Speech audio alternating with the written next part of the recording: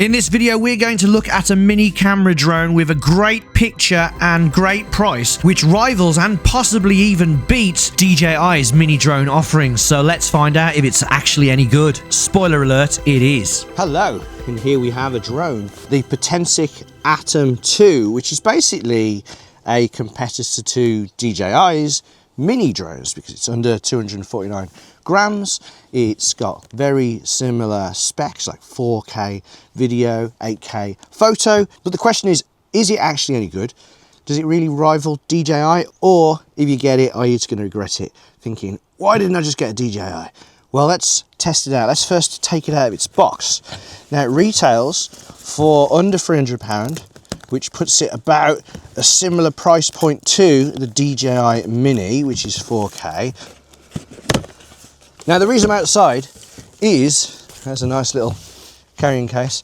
Potensic actually gave me this a while back, but I said I'm going to be going to Wales, and in Wales there's some better scenery. So if you're willing to wait, I'll take it with me and I will film it for you.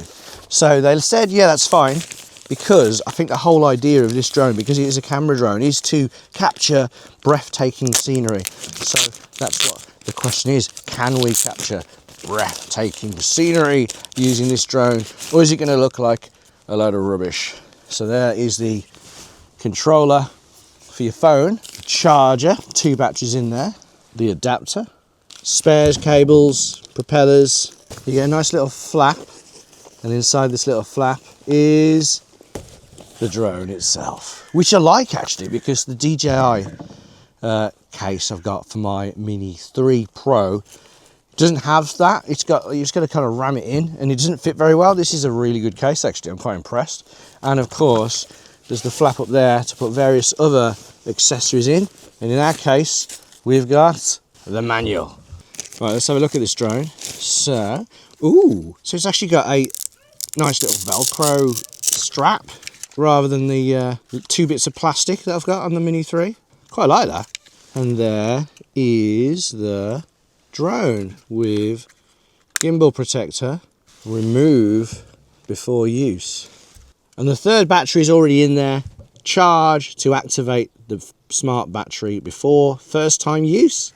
Again, being a 249 gram drone, that brings with it all the advantages that being under 250 grams comes with. But apart from those advantages with laws and things like that, it's just handy to have a little tiny drone that you can just take with you if you're going on holiday and it doesn't take up too much space. You don't want a big massive drone kit. If you're going away with the family, you want something really easy to get out and just get in the air as fast as you can. So let's do that. One of the reasons I am hopeful that this is going to make really good pictures and videos is because, unlike the DJI Mini 4K, this sensor is actually a 1/2 inch CMOS sensor, whereas the DJI one is a 1/2.3. So it's slightly bigger on this one, which hopefully means slightly better quality, but we shall see. Right, let's see how easy it is to get this thing in the air.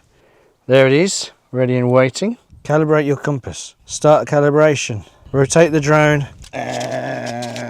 Rotate it vertically. Yep, done. Vertical takeoff. Takeoff permitted even. Beginner mode.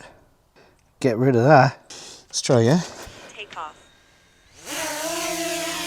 I won't bore you with my first full flight and all my mumblings, but the drone was incredibly stable with its accurate GPS positioning and optical flow sensor. The quick shots work just as well as on a DJI Mini drone, with the usual options such as circle, rocket and pull away. Once selected, they record short videos for the duration of the shot. But the great thing about this not being a DJI Mini drone is that it actually has proper follow modes. You can follow from behind, follow from the side, that's called parallel mode, and of course there is a stationary spotlight mode where it keeps eyes on you without the drone moving. All very useful for solo creators like me. You can't do these things on a DJI Mini drone without changing the software, which DJI don't like you doing. However, I do believe the main reason these functions aren't on some DJI drones is because they don't have obstacle avoidance and they don't want to keep replacing broken drones. The Atom 2 doesn't have obstacle avoidance either, so do be careful when using these features. The follow features do work well when I walked or jogged, but when I was on an e-bike it did struggle to keep up. One thing I love about this controller is the way it's got a little kind of recess for the side charger bit. So it's got a little hole where the cable goes in, and then the actual connector goes in there, which allows you to then open it up. And even this massive OnePlus Open can fit in the controller. Very impressive. Now I'm going to try and download the footage, which it should do very, very quickly. To download all the footage, I'm going to press the gallery button, and there's all my video clips. Every time you do a quick shot, it makes a single video. So if you're recording and then you go to quick shots, it'll stop your recording and it'll do you a little quick shot video. So now I'm going to press the download button. Failed to start Smart Transfer. When using Smart Transfer, you need to allow the app to access nearby devices. So I need to allow that. Start Smart Transfer. Connect to the Atom. Oh. 2 pictures. Download. Douche. It's going decent speed. You don't want to watch that though. Very boring. The multi-charger, one good thing is you can use it as a power bank to power other devices. One bad thing is that it takes a crappy old wall charger. It should, in this day and age, take USB-C. I've been impressed with the Potensic Atom 2, and I genuinely think we've found a true 4K alternative to the DJI Mini drones. I've tried a few in the past and they haven't ever quite measured up.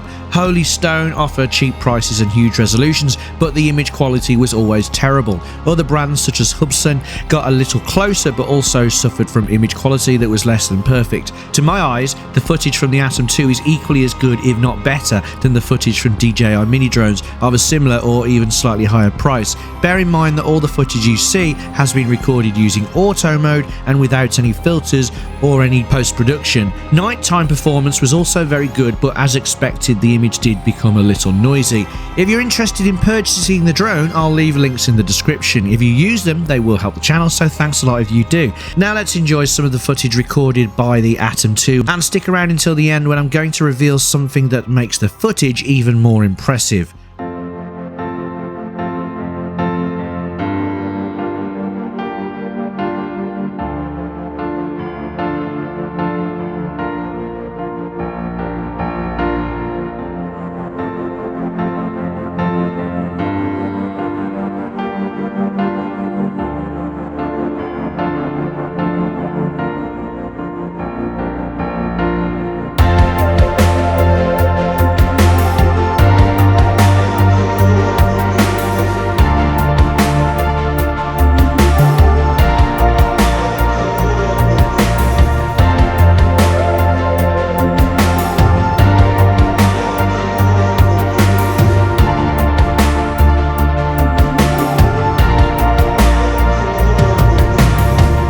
What was I going to reveal? Well, I forgot to take a micro SD card to Wales, so the one I was using was a slow card from a different camera.